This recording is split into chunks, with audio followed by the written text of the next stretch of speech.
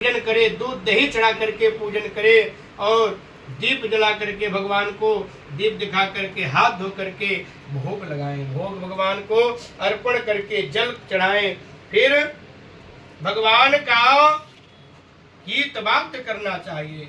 भगवान को अनेक प्रकार के शंख भेरकी मृदंग बजाते हुए पूजन करना चाहिए। विधि पूर्वक करके गौरा और शंकर की स्वर्ण प्रतिमा का स्थापित कर फिर शिव जी व पार्वती जी को गंध पुष्प धूप दीप से दोबारा पूजन करके मिठाई का भोग लगाएं और रात को जागरण करें। नारियल, सुपारी, ज्वारी, नींबू, लौंग, अनार, नारंगी आदि फलों को एकत्रित करके धूप दीप मंत्रों से पूजन करना चाहिए।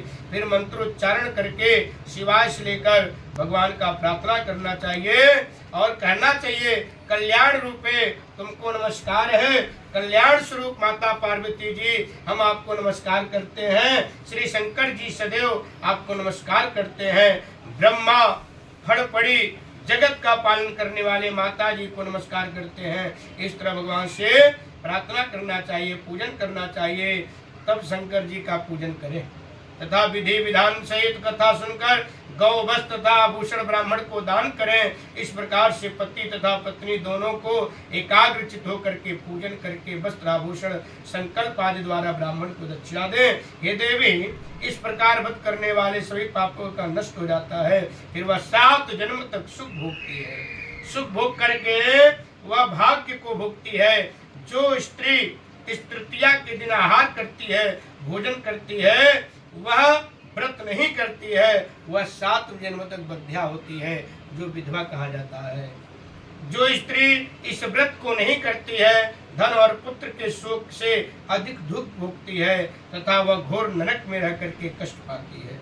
इस दिन अनाहार करने वाले सुअर की योनि प्राप्त करते हैं, फल खाने वाले बानरी की योनि प्राप्त करते हैं, जल पीने वाले टिटहरी की योनि प्राप्त करते हैं, शश्वत करने वाले जोग की योनि प्राप्त करते हैं और दूध पीने वाले सांपनी की योनि प्राप्त करते हैं। मांस खाने वाले बाघनी की योनि प्राप्त करते हैं, दही खाने वाले बिल्ली की योनि प्राप्त करते हैं, मिठाई खाने वाली चींटी की योनि में जाते हैं तथा सभी चीजों को खाने वाले मुर्गी की योनि को प्राप्त करते हैं। स्त्रियों को परलोक सुधारने के लिए व्रत करना चाहिए। व्रत के दूसरे दिन व्रत का पारण करना चाहिए। तत्पश्चात ब्राह्मण को दान अन्न दे करके इस व्रत को पारण करना चाहिए। स्त्रियां मेरे समान पति को पाती हैं, मृत्यु काल में भी पार्वती जैसे रूप को प्राप्त करती है। जीवन सांसारिक सुख को भोगकर परलोक में मुक्ति पाती हैं वह स्त्रियां। हजारों अश्वमेघ यज्ञ करने का जो फल प्राप्त होता है वह केवल हरतालिका व्रत करने से प्राप्त होता है और कथा सुनने से फल की प्राप्ति होती है। इसमें बहुत ज्यादा शक्ति होती है। इसके करने से मनुष्य का सारा दुख दूर हो जाता है और जो स्त्री व्रत करती है उनके पति और बच्चे अखंड आयु को प्राप्त करते हैं। सुनने से उनको फल प्राप्त होता है। हे देवी, मैंने तुम्हारे सन्मुख यह व्रत का सारा कथा तुम्हें वर्णन किया और इसके करने से मनुष्य समस्त पापों से नाश हो जाता है।